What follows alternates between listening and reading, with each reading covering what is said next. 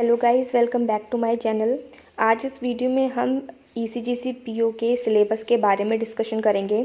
क्या सिलेबस आने वाला है और क्या पैटर्न रहता है। पैटर्न तो मैंने आप सबको पहले अपनी वीडियो में बता दिया था। सब्जेक्ट्स डिस्कस कर लेते हैं कौन कौन से हैं। English, reasoning, quant, computer and general awareness. ठीक है, तो देखिए सबसे पहले सिलेबस क्या है उससे पहले हम देख लेते हैं कि हमारे लास्ट ईयर के पेपर में कौन कौन से किस टाइप के क्वेश्चंस आए थे। ठीक है, तो सबसे पहले स्टार्ट करते हैं हम इंग्लिश से। इंग्लिश में हमारा रीडिंग कॉम्प्रहेंशन आए थे जिसके 3 सेट्स आए थे। ठीक है, और टोटल 16 क्वेश्चन थे। 3 सेट में टोटल 16 क्वेश्चन। ठीक है, उसके बाद जो है आपके फिलर्स या फिर कह सकते हो क्लोज टेस्ट, उसके 6 क्वेश्चन थे। पैराजंबल थे जिसके 5 क्वेश्चन थे। पैराजंबल भी आपका वही DBA EC वाला टाइप वाला क्वेश्चन था, अलग अलग वाला नहीं था।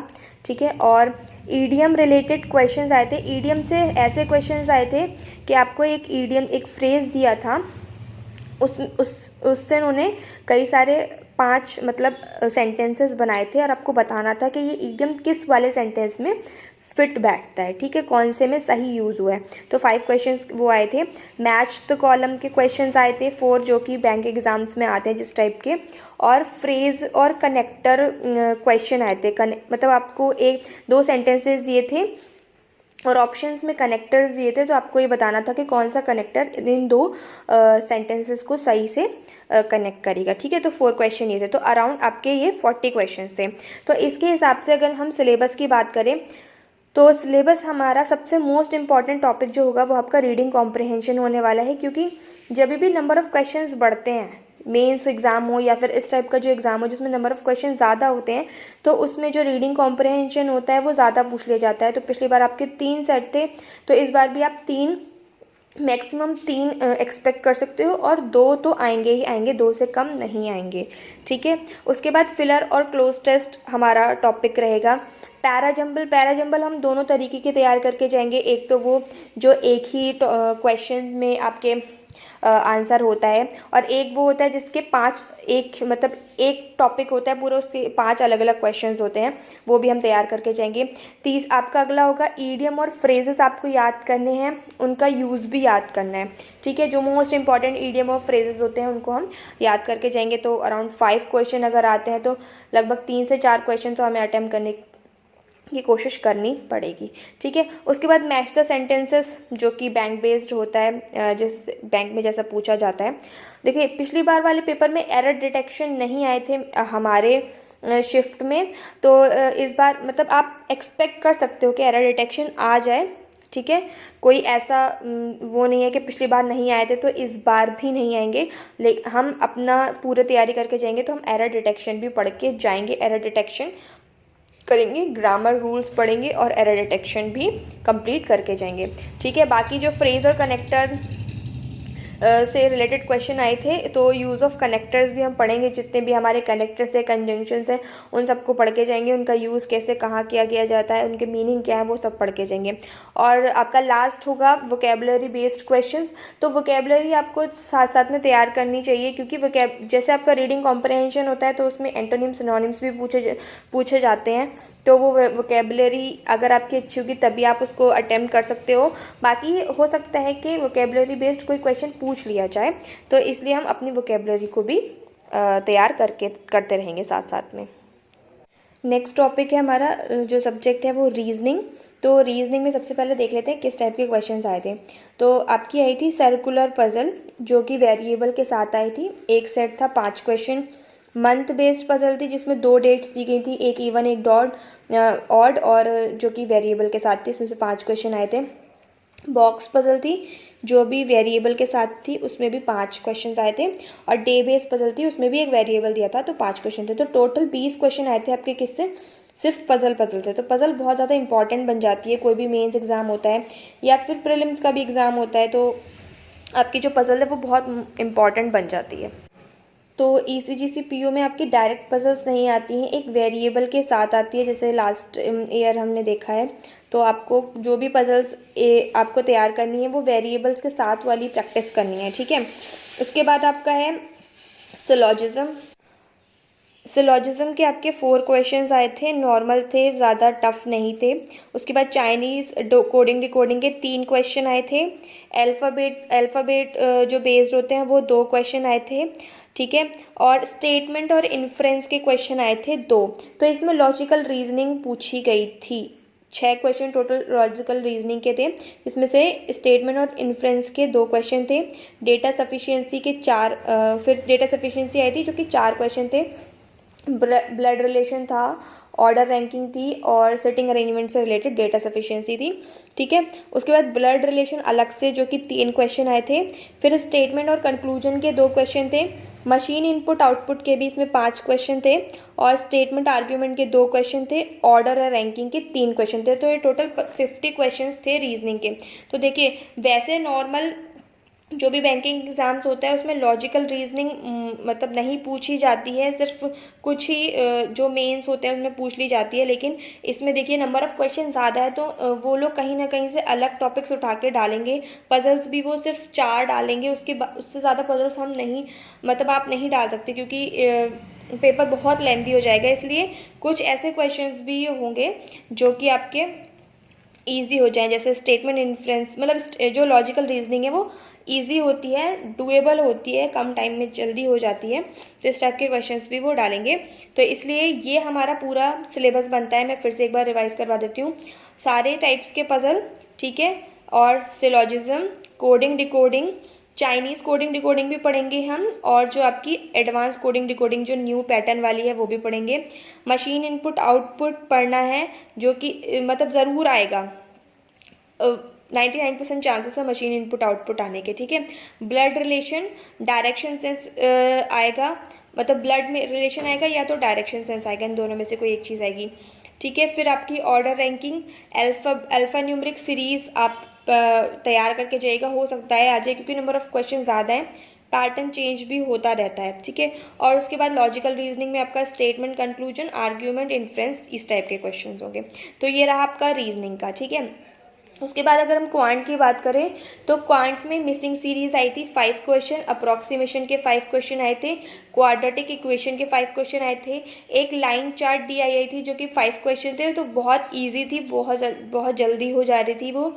उसके बाद एक टेबल डी आई थी जिसमें आपके 6 क्वेश्चन थे, और एक थी आपकी pie chart plus table D I जो कि 6 क्वेश्चन थे, और केसलेट डी आई थी जिसके 5 क्वेश्चन थे। तो टोटल 20 क्वेश्चन थे आपके डी आई के।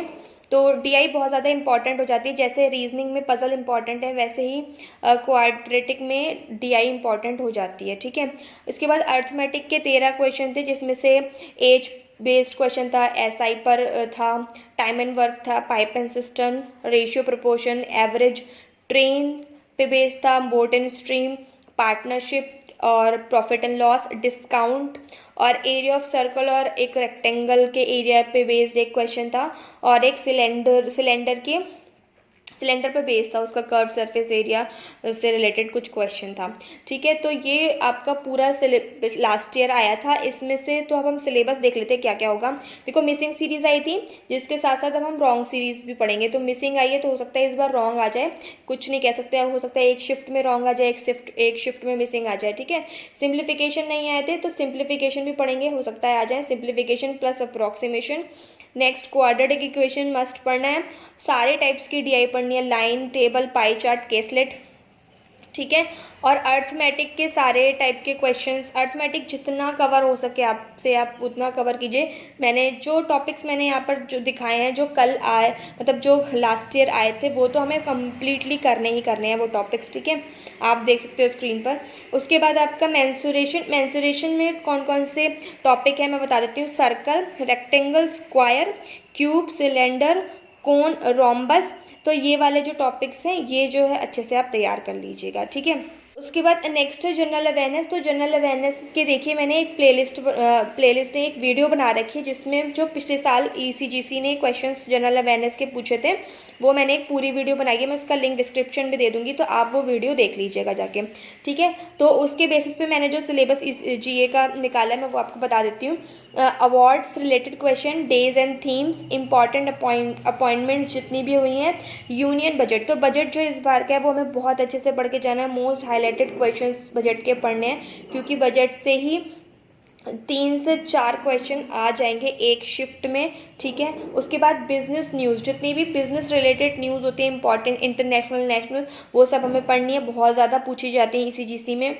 उसके बाद बुक्स एंड ऑथर्स और समिट्स और वेन्यू, समिट्स और उनकी वेन्यूज़, जितनी भी समिट्स होने वाली हैं या जो हो चुकी हैं लास्ट ईयर, तो उनकी वेन्यूज़ पूछी जाएंगी। RBI रिलेटेड न्यूज़ भी बहुत इंपॉर्टेंट बनती है in case of ECGC PO, तो वो हमें पढ़नी है। और न्यू लॉन्चेस, जितना भी कोई न्यू लॉन्च हुआ है, मतलब कोई बड़े लेवल पे न्यू लॉन्च हुआ है इंडिया में, उसको पढ़ना है। MOUs और एग्रीमेंट्स जो इंपॉर्टेंट हुए हैं इंडिया के किसी बाहर कंट्री के साथ, वो पढ़ना है हमें। डिफेंस न्यूज़ और एक्सरसाइजेस बहुत ज़्यादा इंपॉर्टेंट बन जाती हैं, इनसे भी 2 से 3 क्वेश्चन आराम से आ जाते हैं, ठीक है। ब्रांड एम्बेसडर का एक क्वेश्चन आया था लास्ट ईयर, वो भी आपका आरोग्य सेतु ऐप का था, जो कि बहुत ज़्यादा हाईलाइटेड थी उस टाइम पे। तो ऐसे ही जो बहुत ज़्यादा हाईलाइटेड चीज़ें हैं, उनके ब्रांड एम्बेसडर आपको एक बार देख लेने हैं। सेंसस से एक क्वेश्चन आया था मेरी शिफ्ट में, जो कि था कि फीमेल पॉपुलेशन का ऐसा कुछ था कि फीमेल पॉपुलेशन कितनी है 2011 की सेंसस के हिसाब से। तो सेंसस के हम कुछ मोस्ट इंपॉर्टेंट क्वेश्चंस जो कि यूजुअली पूछे जाते हैं हर एग्ज़ाम में, वो पढ़ लेंगे। उसके बाद ऑर्गेनाइजेशंस के हेडक्वार्टर्स पूछे गए थे, जो कि न्यूज़ में थे। FATF उस टाइम न्यूज़ में था, उसकी कोई मीटिंग हुई थी 2021 में, तो उसका एक क्वेश्चन आया था कि FATF का हेडक्वार्टर कहाँ पर है, ठीक है। तो जो भी ऑर्गेनाइजेशन न्यूज़ में जिनकी मीटिंग हुई है, कुछ भी हुआ है, तो उनके हम हेडक्वार्टर्स अच्छे से याद कर लेंगे, ठीक है। साइंस और टेक से भी कुछ इंपॉर्टेंट जो जैसे SpaceX उस टाइम बहुत ज़्यादा न्यूज़ में था, तो उससे रिलेटेड क्वेश्चंस आए थे, ठीक है। उसके बाद ECGC बहुत ज़्यादा इंपॉर्टेंट बनता है। ECGC का स्टैटिक, यानी कि कुछ मतलब उसकी इस्टेब्लिशमेंट डेट, उसके फर्स्ट चेयरमैन, ये सारी चीज़ें पूछी जाएंगी। और पहले कुछ और नाम था ECGC का, 1-2 बार चेंज किया गया है, वो पूछ सकते हैं कब चेंज किया, क्या था पहले, ठीक है। और current news related to ECGC वो पूछा जा सकता है, ठीक है। उसके बाद नेशनल और इंटरनेशनल न्यूज़ जो बहुत ज़्यादा इंपॉर्टेंट होती हैं, वो पूछी जाएंगी।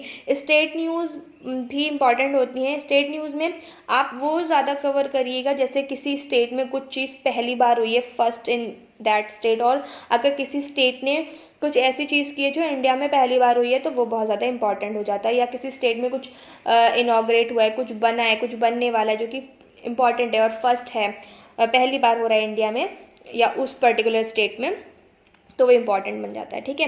नेक्स्ट है आपका कंप्यूटर, जो कि लास्ट टॉपिक है। उसमें क्या क्या है, देखो कंप्यूटर में हिस्ट्री ऑफ कंप्यूटर्स, कंप्यूटर के फंडामेंटल्स, जनरेशन ऑफ कंप्यूटर्स, ठीक है, कंप्यूटर सिस्टम के parts, data processing cycle of a computer, computer languages, input output devices, operating system, database management system, Microsoft Office, Microsoft Excel से related questions थे कि formula based एक question था Microsoft Excel का, कि आप सम कर रहे हैं 2 सेल्स में, तो उसका क्या फॉर्मूला रहेगा।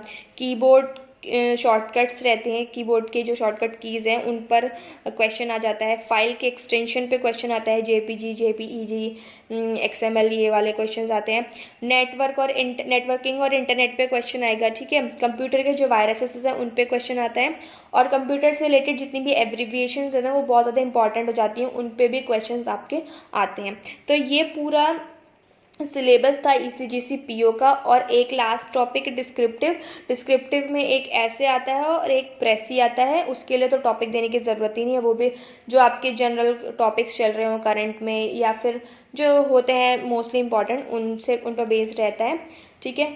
उसके लिए आप चाहो तो कि जितने भी और एग्ज़ाम्स लास्ट ईयर हुए हैं, जितने भी बैंकिंग एग्ज़ाम के जिनके में डिस्क्रिप्टिव होता है, तो उनमें जो टॉपिक्स पूछे गए थे आप उन टॉपिक्स पे तैयार कर सकते हो, ठीक है।